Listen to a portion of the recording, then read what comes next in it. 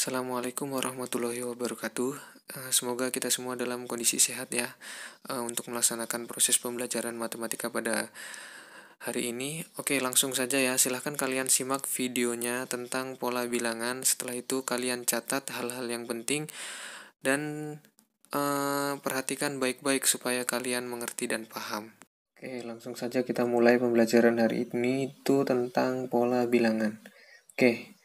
Pengertian pola bilangan itu sendiri adalah sekumpulan bilangan yang memiliki pola yang sama dan teratur. Nah, memiliki pola yang sama dan teratur ya, ingat. Jadi dia teratur dan memiliki pola yang sama.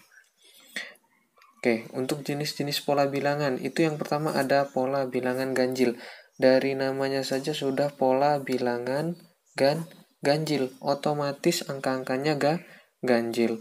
Jadi ada 1, 3, 5, 7, 9, 11, 13, dan seterusnya ya. Nah, karena polanya teratur, maka dia mempunyai rumus yaitu UN sama dengan 2 kali N dikurang dengan 1. Oke, UN itu apa, Pak? UN itu suku ke N.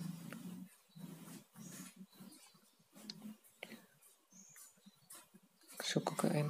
Suku ke N ini maksudnya gimana, Pak? Suku ke N ini misalnya kalau yang dicari U10 misalnya, maka di sini kalau memasukkan rumusnya itu akan didapat 2 dikali dengan N-nya. N-nya berapa nih?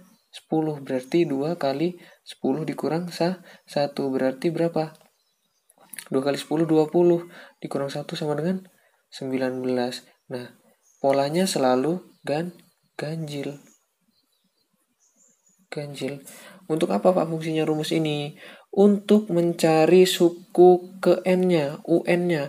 Nah, kalau masih kayak gini kan gampang. Nanti kalau misalnya disuruh nyari suku ke 100, nah kan harus menggunakan rumus UN sama dengan 2 kali N negatif 1. Oke, yang kedua sama itu ada pola bilangan genap. Dari namanya saja sudah pola bilangan genap, maka angka-angkanya akan genap. Ya, genap ada 2, 4, 6, 8, 10, 12, dan 14, dan seterusnya ya. Nah, dia juga memiliki rumus. Rumusnya apa? Rumusnya UN sama dengan 2 dikali N. Oke, yang selanjutnya itu ada pola bilangan segitiga. Nah, untuk pola bilangan segitiga ini, dia seharusnya menggunakan media belajar berupa gambar ataupun berupa media lain ya, yang kasat mata. Nah, nanti saya akan jelaskan pada pertemuan selanjutnya ya, kenapa dia bisa 1, 3, 6, 10, 15, dan 21. Ataupun kalau kalian memang penasaran, boleh searching di internet ya. Sebelum saya jelaskan, di searching dulu. Nah, itu memiliki rumusnya itu UN sama dengan setengah N dikali dengan N dikurang 1. Nah, itu rumusnya ya. Setelah itu ada pola bilangan persegi. Ini juga harus menggunakan media. Nah, nanti akan saya jelaskan pada pertemuan selanjutnya ya, pola bilangan segitiga, pola bilangan persegi, dan pola bilangan persegi panjang ya. Nah, di sini ada angka 1, 4, 9, 16, 25, dan 36. Nah, itu kan pasti kalian bertanya-tanya tuh dapatnya gimana ya. Nah, itu akan dijelaskan pada pertemuan selanjutnya atau nanti akan saya berikan materinya setelah itu kalian baca. Nah, yang terakhir itu ada pola bilangan persegi panjang. Nah, pola bilangan persegi panjang ini ada 2, 6, 12, 20, dan 30. Nah, itu memiliki rumus UN sama dengan N dikali dengan N plus 1. Nah, 3 pola ini akan saya jelaskan pada pertemuan selanjutnya ya. Pertemuan berikutnya itu akan saya jelaskan bagaimana bisa mendapatkannya. Ataupun nanti bisa kalian baca-baca di buku. Apabila bukunya sudah ada dan kalian baca, setelah itu kalau kurang paham kalian boleh searching sebelum saya jelaskan. Nah, itu kalian lebih kreatif ya. Oke, mungkin itu dulu untuk materinya. Setelah itu akan saya berikan contoh-contoh soal tentang pola bilangan yang sederhana ya, atau deret yang sederhana. Oke, langsung kita lanjut ke contoh soal. Nah, contoh soal yang saya buat ini contoh soal pola bilangan yang sederhana. Ya, sangat sederhana bahkan. Nah, kita lihat di sini nomor 1 ya, langsung saja ya. Nomor 1 itu ada 5, 9, 13, 17, 21, titik. Nah, isilah 2 titik-titik ini ya. 2 titik-titik ini. Isinya kira-kira berapa? Nah, untuk mengetahui isinya itu berapa, kita lihat polanya. Dari 5 ke 9 itu kira-kira ditambah berapa? Ditambah 4. Berarti 5 ditambah 4 sama dengan 9. Oke, 9 ke 13 itu ditambah berapa? Oh, ternyata ditambah 4 juga. Nah, berarti polanya sudah kelihatan nih. Untuk seterusnya dia berarti ditambah 4 berarti kan? Karena dia sudah ketemu 2 pola nih.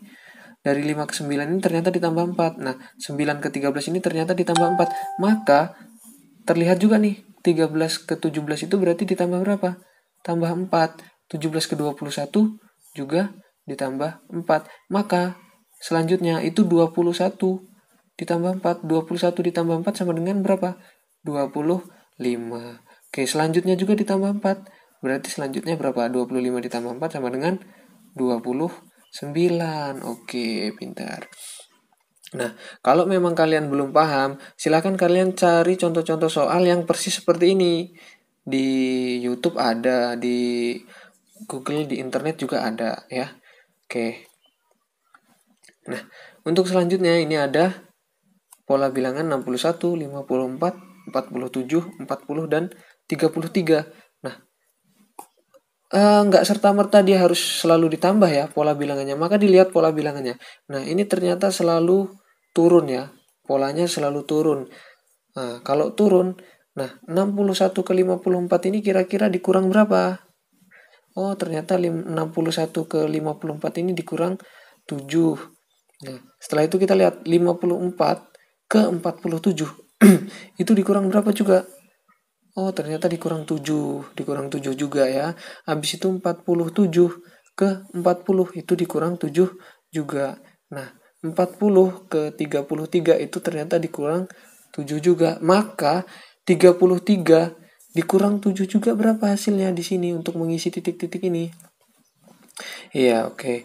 Benar ya. Berarti di sini isinya adalah 26. 33 dikurang 7 ya, sama dengan 26. Oke, yang selanjutnya nih ada lagi 3, 6, 12, 24, 48, titik-titik dan titik-titik. Oke. Oh, Pak.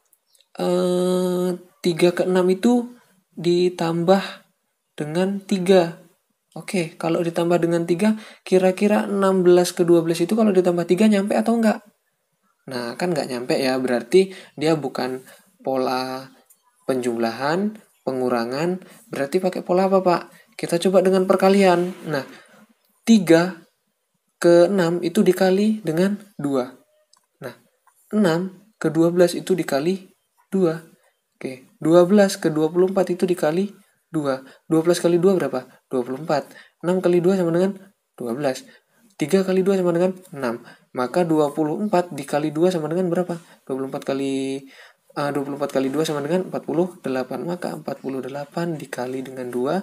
Ini pun dikali dengan 2. 48 dikali 2 berapa? Ya, 96. Setelah itu 96 dikali 2 berapa? Berapa yo? 100 berapa? Di sini 2 ya. Karena 6 kali 2 ya, 6 kali 2 berapa?